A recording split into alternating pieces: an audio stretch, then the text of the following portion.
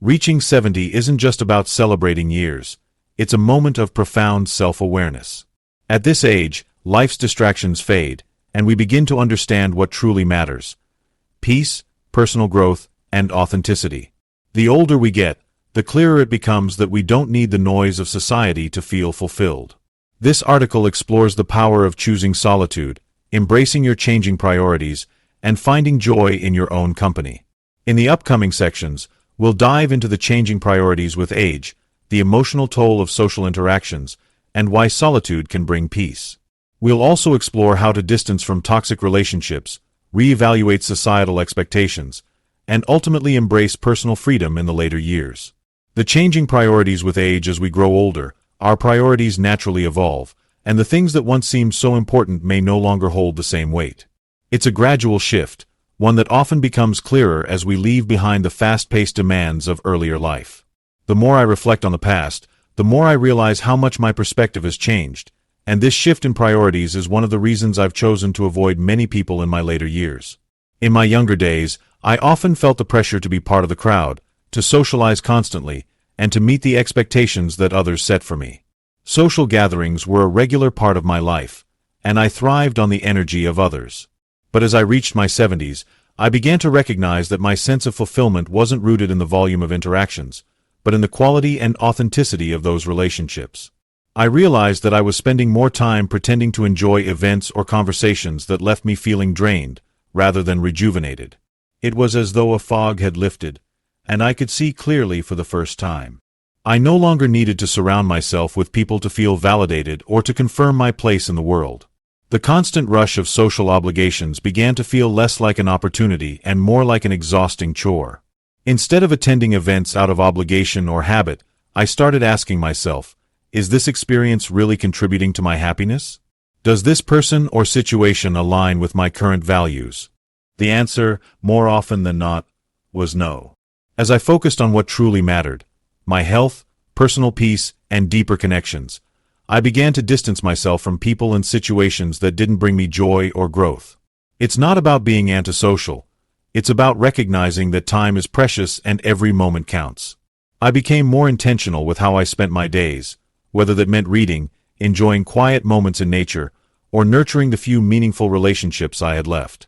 I realized that I was no longer interested in surface-level interactions that didn't align with my new sense of self. The truth is, I had spent decades prioritizing the wrong things, seeking approval and trying to please others, and now I was ready to focus on my own well-being. This shift didn't happen overnight. It was a gradual process, but one that was driven by self-awareness and a deep understanding of my evolving needs. It's about finding peace in simplicity and realizing that socializing doesn't always mean more happiness. At 70, I now see the value in stillness and personal growth. I no longer feel the need to be everywhere or with everyone, because I've come to understand that sometimes the best company is simply your own. So, if you find yourself in a similar place, feeling tired of constant social obligations, know that you are not alone. The journey to finding your true self, free from external expectations, is one that many people experience as they age. It's okay to choose peace over popularity. After all, as we get older, we discover that true happiness lies in the relationships we've cultivated with ourselves. The emotional weight of social interactions building on the idea that our priorities shift with age. Another crucial factor that led me to embrace solitude is the emotional weight that social interactions often carry. At 70, I've come to realize that the emotional toll of maintaining relationships can sometimes outweigh the benefits, leaving me feeling more drained than fulfilled. When I was younger, I would jump at every chance to attend social events, to mingle and connect, even if it wasn't with people I particularly enjoyed.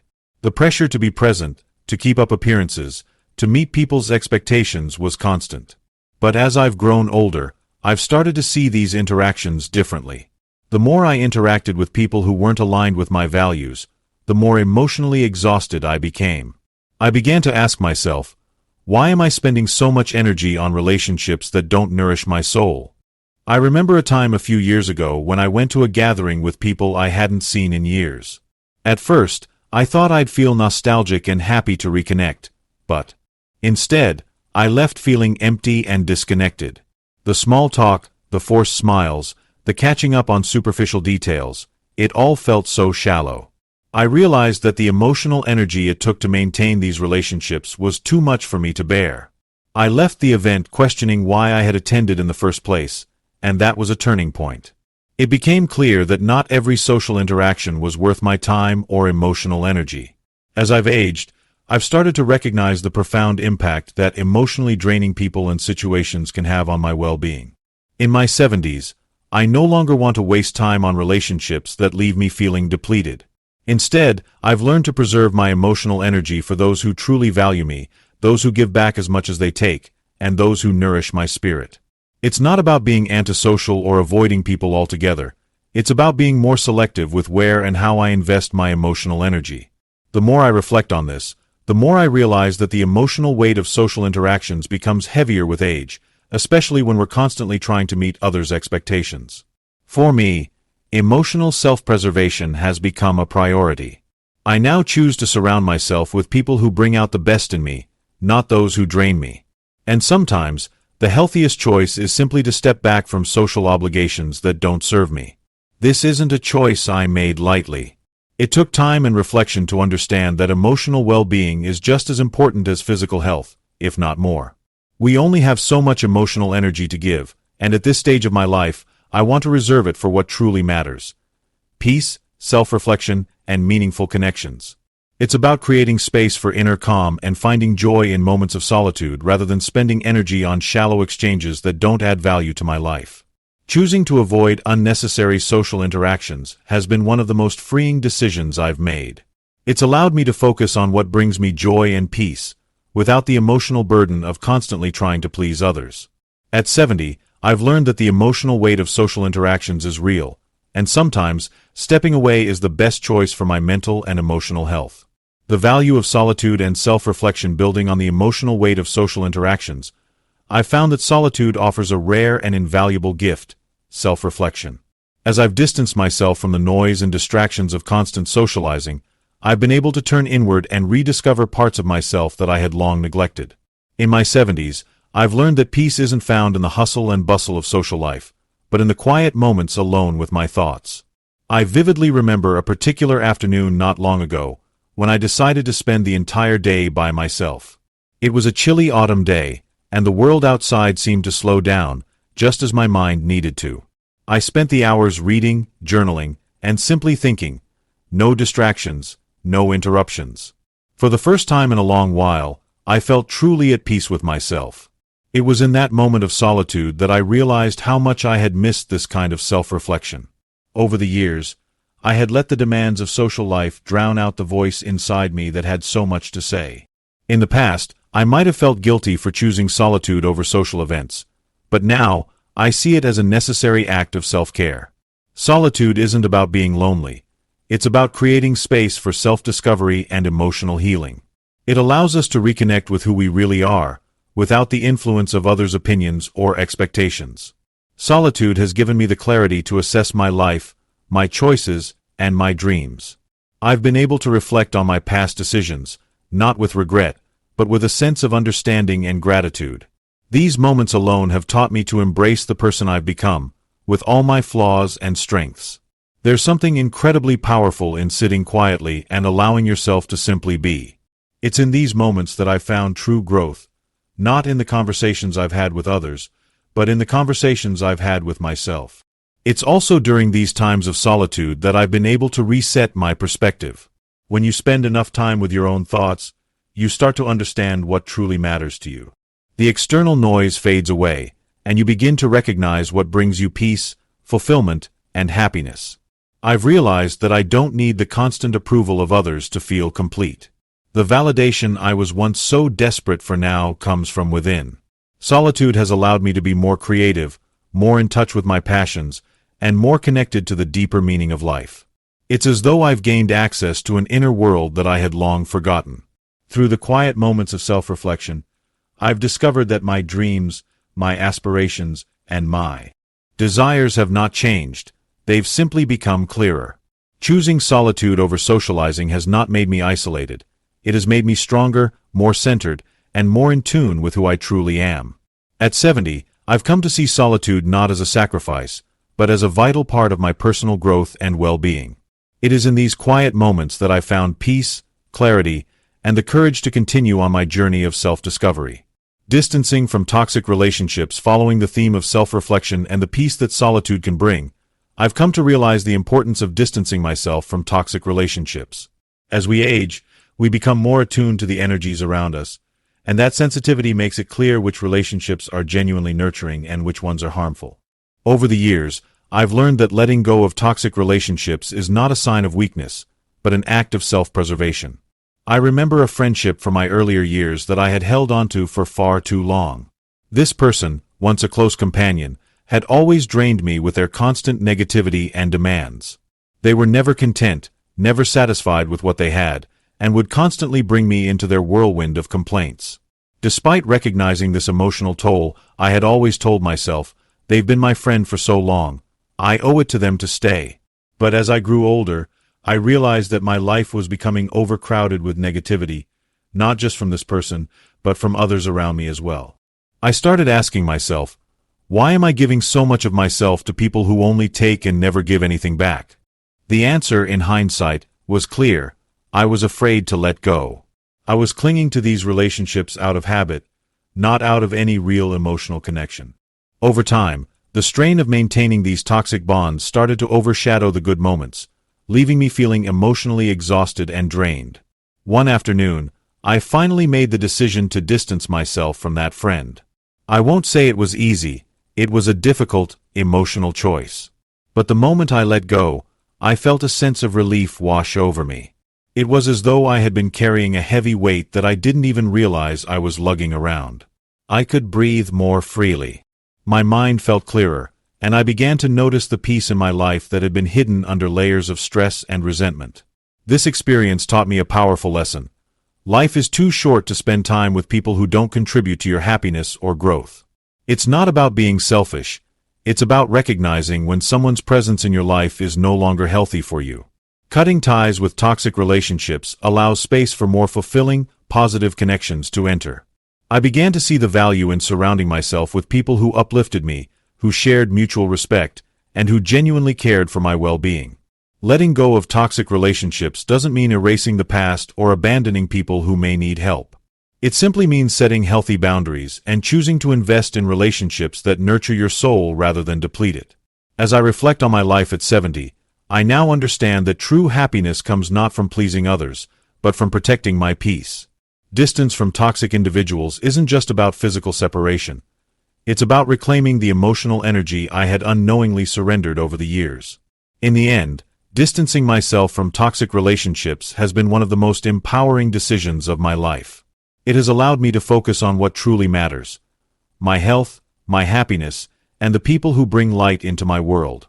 If you're finding yourself in similar situations, know that it's okay to walk away from people who no longer serve you. You deserve to live in peace, surrounded by love and positivity. Embracing change and letting go of the past, building upon the idea of distancing myself from toxic relationships, I've also come to understand the necessity of embracing change and letting go of the past. The older we get, the more we realize that clinging to the past can hold us back from experiencing the joy and freedom that comes with the present and future. It's not easy to let go of what's familiar, but at 70, I've discovered that true peace comes from allowing myself to evolve and move forward. I remember a time when I struggled with letting go of a chapter in my life. For years, I had held onto old memories, whether it was an old job, past friendships, or even possessions that had sentimental value. I didn't want to face the reality that those things no longer served me, but deep down, I knew that holding on to them was keeping me stuck in a place I no longer belonged. It was as though I was walking around with an emotional backpack full of things I didn't need anymore, but I was too attached to let go. One particular instance stands out. I had kept a box of old letters from a past relationship for years. These letters were filled with memories of a time when I thought life was perfect. But in the quiet of my later years, I realized that those letters, while once meaningful, had become a burden. Every time I looked at them, they brought back a flood of emotions, some good, but mostly painful. It was then that I realized it was time to let go. The past had its place, but it was no longer the key to my happiness or growth. Letting go of the past wasn't just about physical things. It was about releasing old stories, grudges, and attachments that I had carried for too long. I started to understand that by holding on to the past, I was preventing myself from fully embracing the present. I wasn't allowing myself to enjoy the simple pleasures that came with living in the moment. Once I began to release those attachments, I felt lighter, freer, and more open to new experiences. There was a sense of liberation that came with shedding the old. As I let go of what no longer served me, I made room for new opportunities, new relationships, and a new sense of purpose. I learned that change is an inevitable part of life, and the sooner we accept it, the sooner we can start living the life we deserve. Change isn't something to fear, it's something to embrace, because it brings growth, renewal, and transformation. At 70, I've come to cherish the ability to reinvent myself and adapt to new circumstances. I've let go of the need for certainty, and in doing so, I've found a deeper sense of peace.